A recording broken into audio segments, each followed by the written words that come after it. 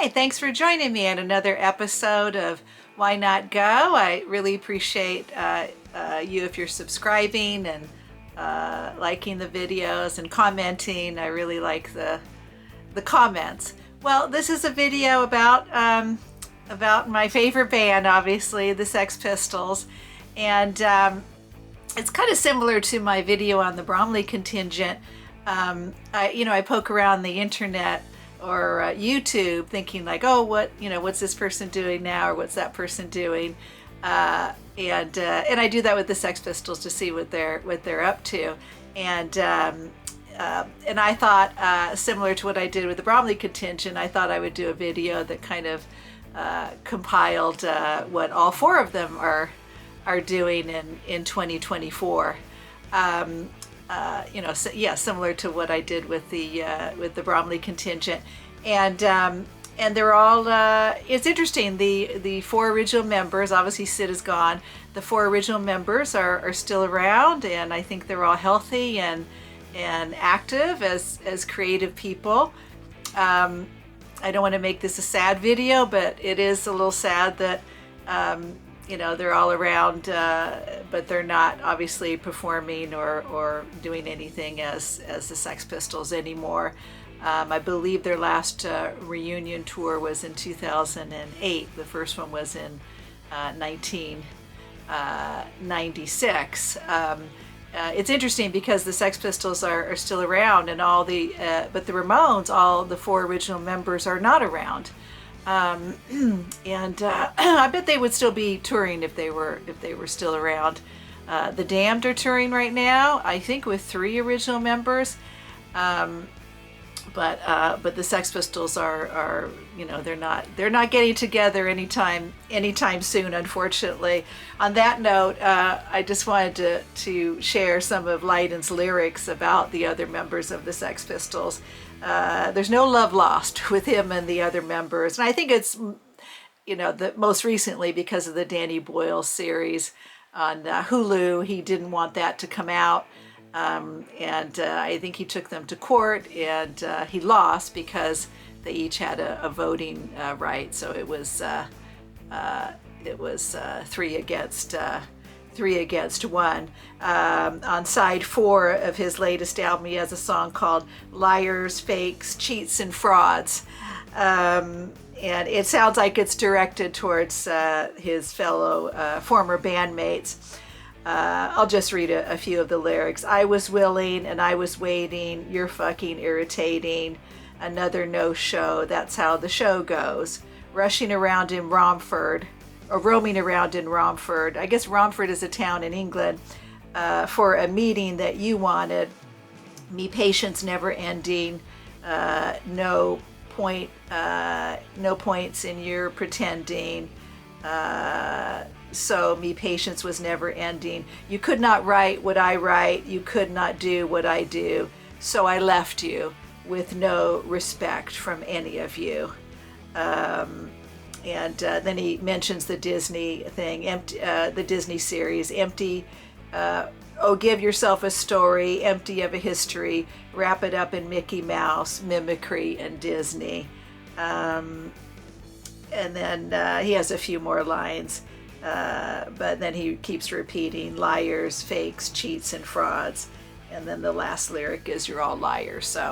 So obviously no warmth from Lydon to the other members, which is, I don't want to say it's sad, but it is. So what are they up to? Well, let me start with John Lydon. He's very active in 2024. 2023 was not a good year for him. Early in the year, he lost his wife, Nora, who he had been with for many years, since 1979. And Lydon is 68 years old, born January 31st, 1956. And yes, as I said, Nora passed away at the beginning of 2023. And very, very sad. And who else passed away in 2023 and late in the year was his best friend and manager, John Rambo Stevens. And that, I think, was a very unexpected death. It sounded like it was some kind of heart problem or heart attack. Very sad. He was constantly with Rambo. I remember whenever I'd see PIL, you'd see Rambo there in the right off to the side of the stage. When he did his last speaking tour of England in 2021, he was in a coach in a van with Rambo. He was constantly with Rambo. So in 2023, he lost the two probably most important people in his life, Rambo and his wife Nora. So that's very sad. He's currently doing his another speaking tour. It's I love the name of it.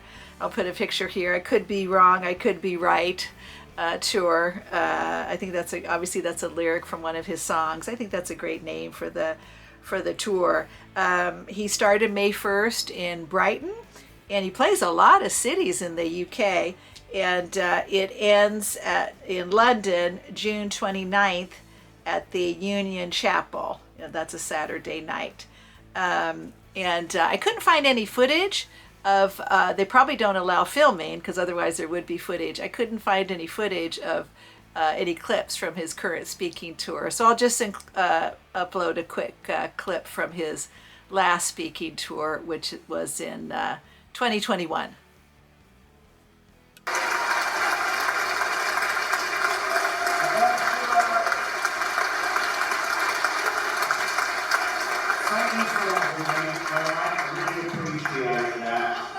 But Sid, he's come up in my mind tonight, last night, and well, it was a question that was asked about what was my favourite ABBA song, and Sid, his favourite band in the whole world, he loved Dave Bowie, but he adored ABBA. Absolutely did. And one of the worst things that ever happened to him was, didn't say this at Stockholm Airport. We spotted ABBA. and Sid had just been kind of sick from quaffing too many ales. All over his jacket. And he goes running over to them. Oh, my favourite band. They fucking scream blue murder. It exploded so badly on it. He was really upset and he was snobbing so. But I'd like to sing a song for Sydney with you, just a little bit.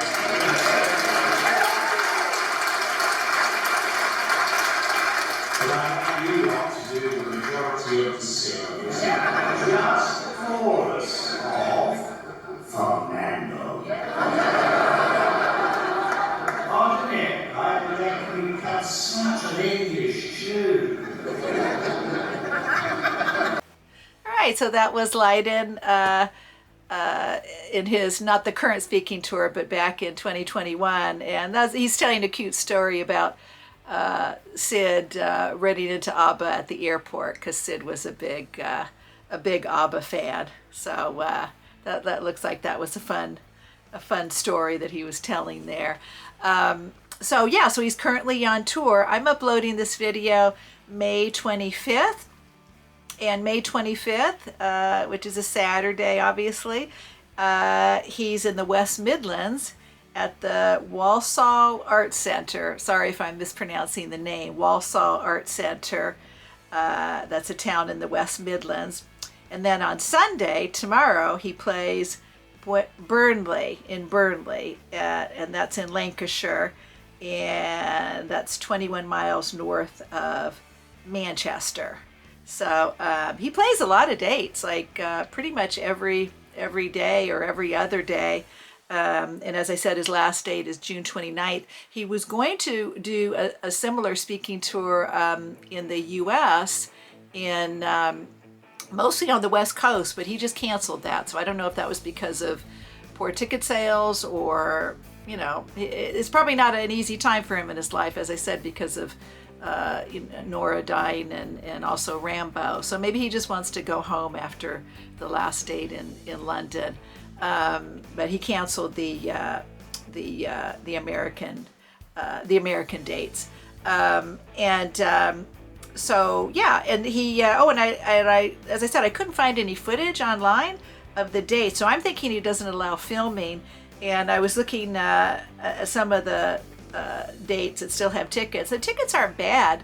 I'm not promoting the tour or anything, but the tickets aren't bad because does a meet and greet an hour before each show, and so you can upgrade the ticket to the meet and greet, or you could just go and not do the meet and greet. I think I would do the meet and greet. So, but some of the tickets are like £90, including a meet and greet. So I'll show some pictures here. He's getting a lot of good feedback on Facebook. Fans say that he's funny, and some people said that the ending of the show is quite emotional. And I'll show some pictures here from the current tour, and then him signing some memorabilia for fans, and they get their picture taken. I did see, this was kind of interesting, and it's probably on all the dates, but June 1st he's playing in Leeds, and it said there was instructions on the meet and greet, and it said that if you you can bring a photo of PIL, and you can bring a photo of Lydon, but if you bring a photo of the Sex Pistols, he won't sign it. So that speaks volumes. And that was in Leeds, so maybe it's just in Leeds, but I have a feeling it's for all the shows.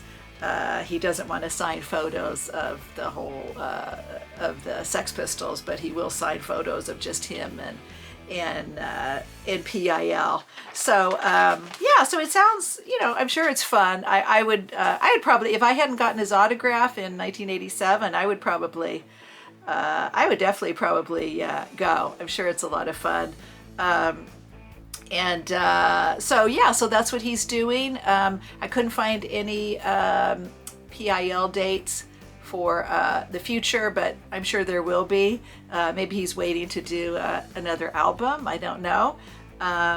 So after the dates in the meet and greet or speaking tour in the UK, I'm sure he's going to go back home to Malibu. He lives in Malibu. He's had the home in Malibu for several decades. Before that, he lived in Venice Beach. He had a house just not on the sand, but almost on the sand. I used to know where that house was.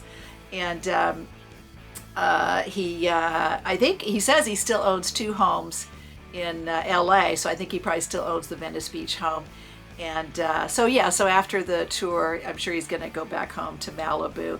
Apparently he still has a flat in London too, so maybe he goes back and forth. And he supports Arsenal.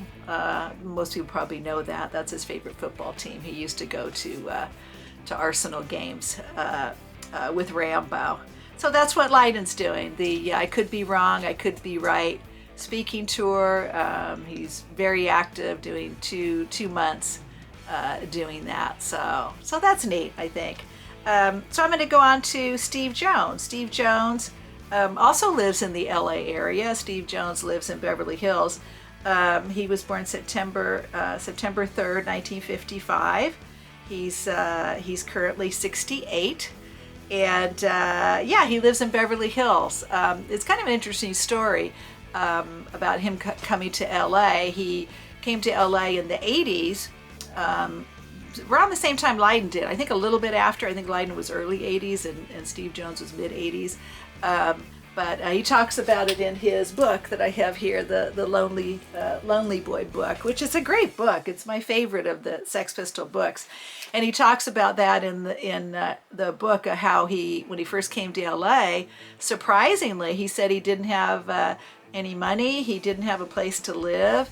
And he would be couch surfing on different people's at different people's places. He lived with Michael DeBars and Pamela DeBars in an apartment off of Santa Monica Boulevard. And then he says in his book that one of the members of Duran Duran really helped him out. Duran Duran, I guess they had so much money. I think it was one of the Taylor brothers. I think it's brothers. I don't know. I forget. All the personnel in Duran Duran, but it wasn't Simon Le Bon, it wasn't the keyboard player, it was one of the Taylor brothers. I guess they had so much money, he had a house in Malibu and a house in the Hollywood Hills that he never stayed at. So he said to Steve Jones, why don't you take my Hollywood Hills house, since you don't know, have a place to stay, why don't you live there for a while? And that really got him off on his feet.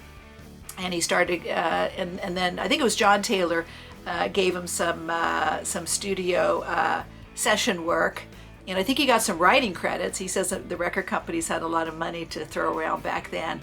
So he started making money towards the late 80s, and he saved up enough money to buy a house, to probably put a down payment on a house. And I believe he's in the same house now. It's in Beverly Hills. I don't know the exact location, but I think it's off Beverly Glen. And I'll just show a brief video here. He puts up funny stuff on Facebook. I like to follow him on Facebook. He puts up pictures of him singing in the shower and things like that. And this is a brief clip of him wearing his bathrobe on a rainy day by his pool in Beverly Hills.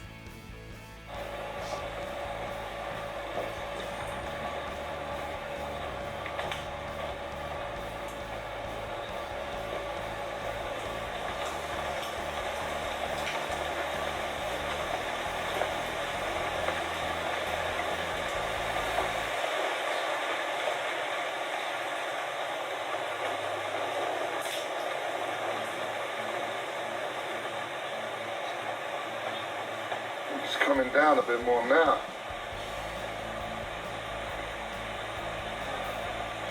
I don't want to get my fine garment wet. Okay, this photo shoot is over.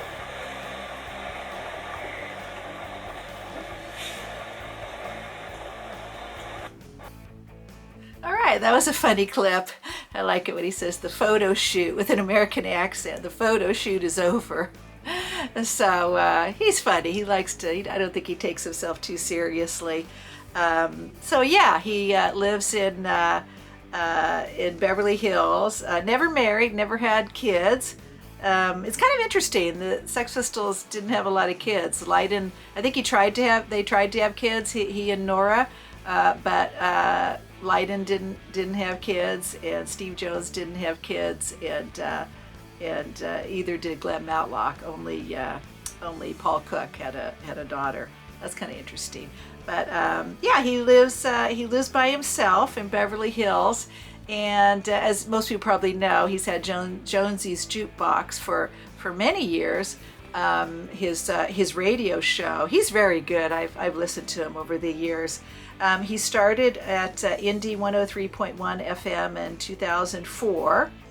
And now, and then he moved to KLOS, and now it's a podcast, like most things. I guess AM, FM radio has kind of gone out, and he's not on Sirius radio. I wish he was, because I listen to Sirius, but he does his podcast, and it says a new episode drops every Monday.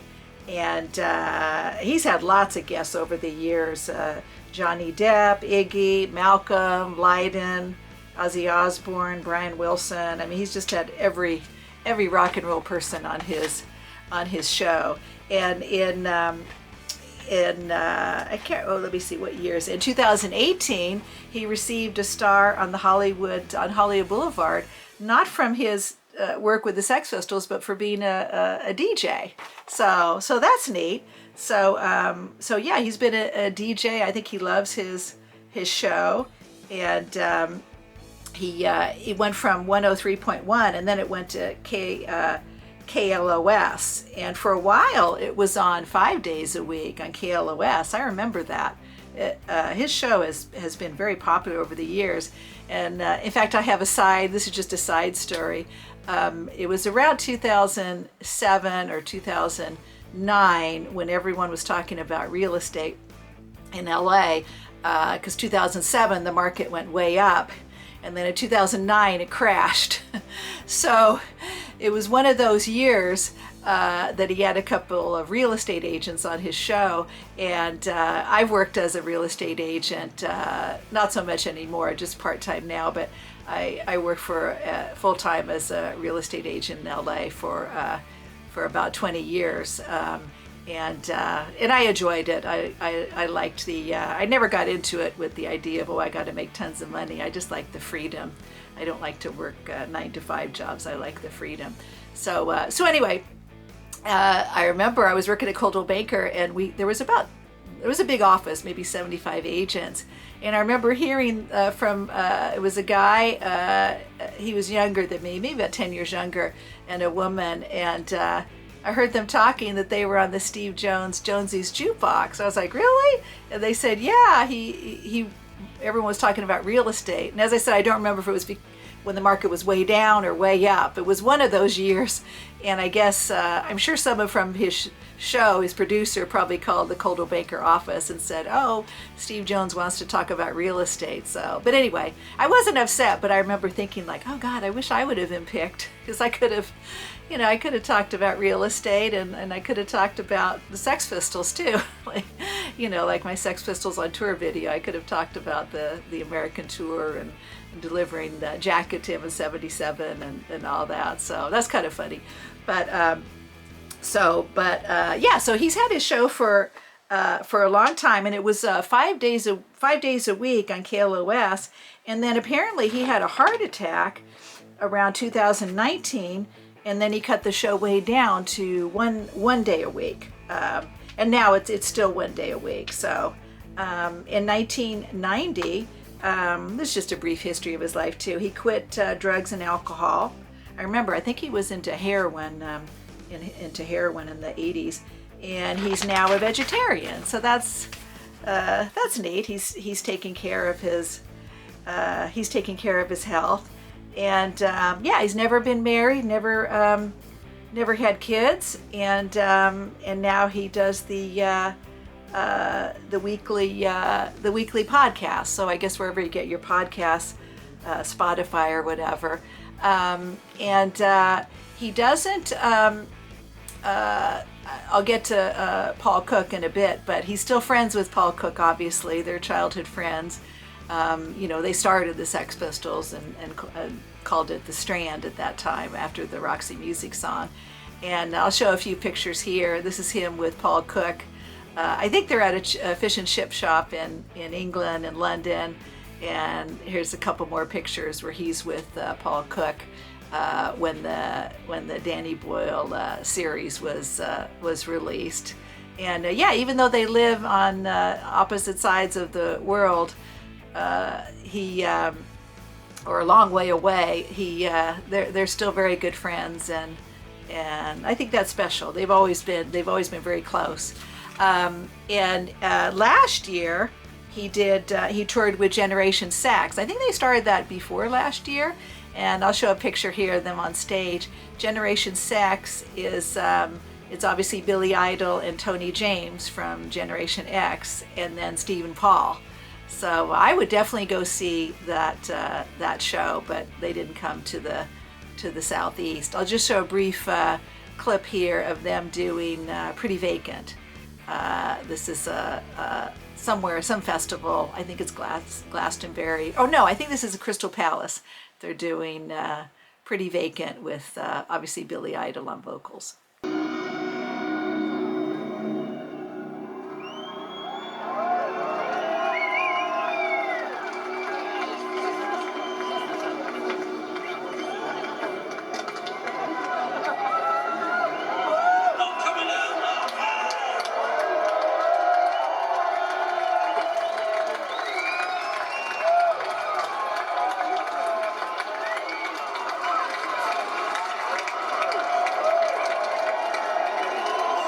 Steve Jones, Paul Cook, Tony James, and me.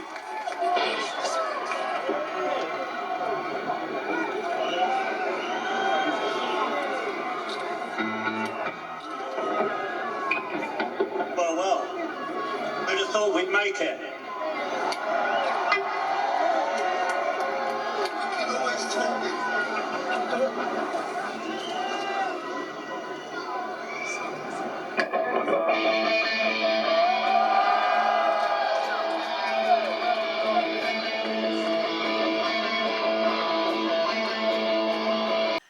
So that was Steve Jones and Paul Cook in Generation Sex there with Billy Idol and Tony James. And it looks like he still has the same old Gibson guitar that he had in the Sex Pistols. It looks the same. I don't know. I didn't get a real close look at it. So yeah, they sound good. I think the music sounds good. I don't know. I like Billy Idol, but I prefer Lydon as far as to do those songs. Anyway, so yeah, that was last year. He was in Generation Sex, and now currently he does his weekly show, Jonesy's Jukebox, which he's had forever. And it sounds like he has a very nice life. I mean, he's got his pool there in Beverly Hills. I mean, it looks pretty good to me. And he, towards the end of his book, the Lonely Boy book, he says he likes to exercise, and he usually goes on long walks or hikes. And often he goes with Billy Duffy. He's close friends with Billy Duffy from the Cult. And he's busy with his show. I'm sure he's always getting guests and doing getting things ready. He plays great music. I mean, he plays all the music from my era, Roxy music, and I always thought his choice of music was just fantastic. So that's what Steve Jones is up to. I'm glad he's healthy and he seems really happy. And so next I'll go to his friend, and probably his best friend, Paul Cook. Paul Cook always seems so nice. He was so nice when I met him in Tulsa in 1978. He seemed really sweet. Paul Cook is 67 now. He is born July 20th, 1956. He lives in Hammersmith. I think he was always from Hammersmith. That's kind of interesting. He lives in Hammersmith with his wife, Jenny Cook. I'll show a picture of her here. And she was in Culture Club. I guess she was a background singer, a singer in Culture Club. And they have one daughter, the only offspring of the four Sex Pistols. They have one daughter named Holly, and she's now 37. And she's a musician as well. And Boy George is her godfather. I thought that was kind of funny because Jenny Cook used to be in Culture Club. And when the Slits reunited, I don't know what instrument she played, but she was part of that group when the Slits reunited and toured. I didn't see that tour. I wish I had. In 2015, he reformed the Professionals. Obviously, that was the band that he did with Steve Jones. But Steve Jones didn't participate. He used a musician named Tom Spencer to replace Steve Jones. But later, Steve Jones, I guess, worked on the album, and I guess they did some touring, the Professionals, but not with Steve Jones, just with Paul Cook. And then they have an album. They released an album called What in the World in 2017, and Steve Jones was a guest performer on the album, along with Duff McKagan from Guns N' Roses and Billy Duffy. So that's neat. He resurrected the Professionals, and he sounds like he has a nice life. He lives in Hammersmith with his wife, and then he also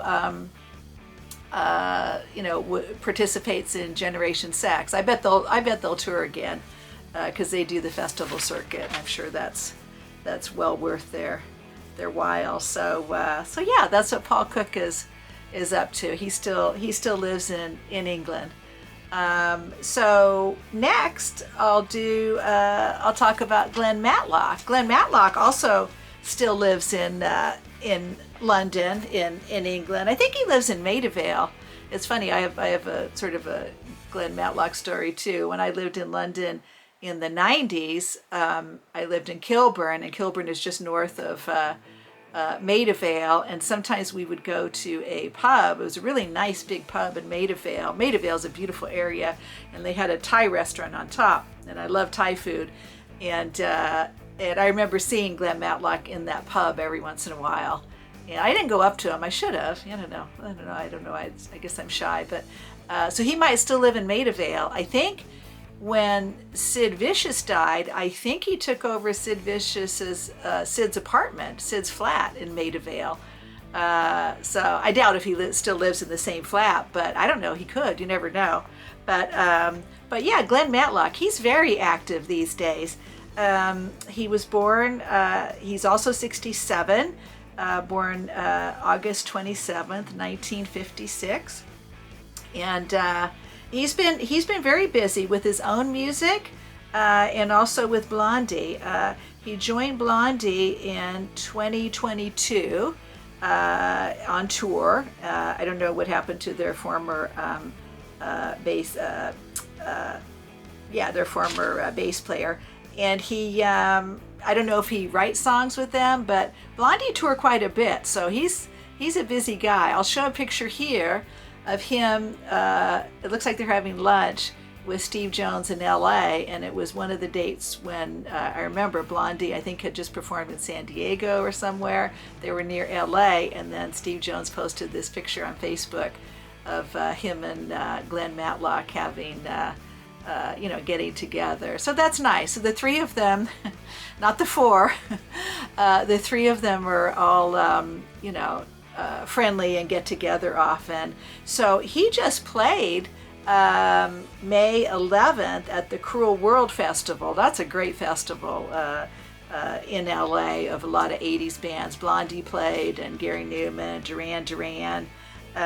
So he continues to perform with Blondie, and as I said, I don't know if he writes songs with them in the studio, but he is their touring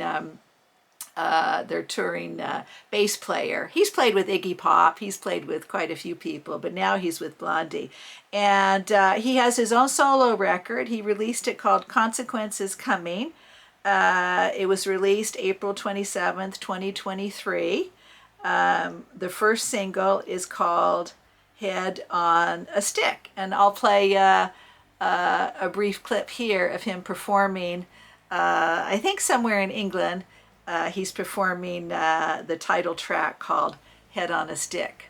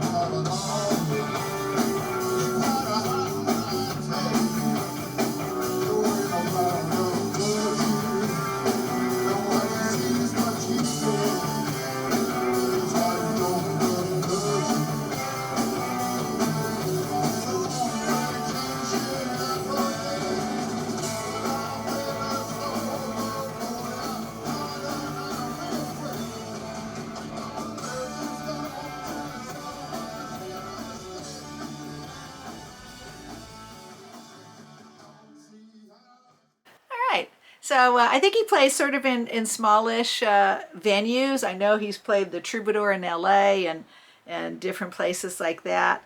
And he usually has Clem Burke on drums because, obviously he's friends with Clem Burke because Clem Burke is in Blondie. And he said about his recording, he said about his album, it was done during the debacle that is Brexit and the rise and fall of the turgid Trump episode in the U.S. these songs reflect my take on the whole sorry mess that has ensued. So he doesn't like Trump and he doesn't like Brexit. So Johnny's not going to like that. He's not going to. He and Johnny never got along. There always seemed to be like friction between them. So head on a stick. Maybe it's it's a political, has some political references in it. So yeah, his album is called Consequences Coming. He's played a lot as a solo artist. He opened recently in March for Stiff Little Fingers. He did a lot of shows opening up for them. And then, as I said, with Blondie, he just played in May 11th, the Cruel World Festival. And then after that, May 17th, he did play in Pomona at a show there. And he's played in, as I said, he's played the Troubadour, different places. And then in February 5th and 6th, he was at the Punk Rock Museum in Las Vegas. There's a punk rock museum in Las Vegas, and he didn't perform, but he was a guide there. So can you imagine, because sometimes they have guest guides at the Punk Rock Museum. I've seen that. And so that would have been neat to go there and go to the Punk Rock Museum and have Glenn Matlock be your guide. I mean, that's neat. So he was a guide at the Punk Rock Museum February 5th and 6th of 2024. And then he has a really interesting upcoming gig. July 6th, he's playing at Kings Road at an old motorcycle shop that's very famous. I think it's located 611 Kings Road. And I think the show is free. So he's playing that. I'll put up the flyer here if anybody in London, that's kind of neat that he does that. So yeah, he's very active with his solo career, with Blondie. I think that's neat. And he also wrote a book in 1996. I Was a Teenage Sex Pistol. I have it here. It's a good book. It wasn't. I mean, they're all good. I love all the Sex Pistol books. I read it probably in a day. It was kind of a short book, but I enjoyed it. The Steve Jones book is my favorite because he talks about his personal life, and very similar to Steve Jones. He's never been married or had children. At least I can't find evidence of it online. If he has, he's kept it very secret. I don't think he's ever been married or has ever had children, I should say. He currently lives in England, and I think he still lives in London, and he might still live in Maida Vale. But he's real busy, and I wish I lived in London. I would definitely go to this July 6th show that he's doing on the King's Road. I guess it's at a motorcycle shop that's been there for 100 years, which is pretty neat as well. So that's it. That's what's happening with Glenn Matlock. All right, so that's what's happening with the four members of the Sex Pistols. I'm glad they're all still out there creating and busy with their different projects. Steve with Generation Sex and Jonesy's Jukebox, and Paul Cook with the Professionals and also Generation Sex, and then Glenn Matlock with Blondie and his solo career, and then Lydon obviously with PIL and currently on his speaking I Could Be Wrong, I Could Be Right tour. So I'm going to end the video. I hope it's not a sad ending, but it's from this book that I really enjoyed, Anger is an Energy. And it's interesting, when they first got back together, this I think was from the 1996 tour he's talking about in the book. They were just there to play shows, not to write songs together. But there's a couple pages in this book, and I hope I don't get teary-eyed, but it always gets to me when I read this part of the book and I think about it. I think it was during the 1996 tour, and they were somewhere in Europe, and they were staying at a hotel, and Johnny was staying in his room by himself, obviously, or with Rambo, and a cassette was put under his door, and he took it. I don't want to say he took it the wrong way, but I don't think he took it. He didn't take it well. The other members of the Pistols wrote some new music, and they recorded it with the producer Chris Thomas, and they presented the song to him, and they asked him to write some lyrics to it. So I think that is very telling. I think the rest of the members didn't want to just have the band be a touring band. I think they wanted to write songs with him, and here he says, to this day, I'm very bitter about that. They wrote, just put some words to it. Not hateful, but I'm just sad for them. They thought that this would work with me because they know me. They know me deep down, that would hurt me very, very deeply. So unfriendly and just not the thing to do. A very kind of "you're not one of us" attitude. Rambo eventually talked me into listening to it, and it was awful. It was hideous. It was rubbish. And then Lydon goes on to say, that's when I categorically knew it's impossible for me to write songs with them ever again. So I do think that when they got back together and did the reunion tour, I do think that this shows that the other members wanted the band to be not just a touring band, but they wanted to write songs, write some new songs, and I think the way I interpreted that was Pistols, and they probably just wanted to get a song together and hopefully impress him enough with it that he would start working with them again. But he didn't take it that way. He took it the way he interpreted it was that they didn't include him in the initial songwriting process, and he didn't want to just put words to it as he said. So yeah, I do think if it weren't for Lydon, I'm not blaming him because I'm sure he has his reasons, but I think if it weren't for Lydon, if Lydon had a different attitude, I think they would have not just done reunion tours, but I think they would have done another album. But maybe it wasn't meant to be, I don't know. Yeah, I hope you enjoyed the video.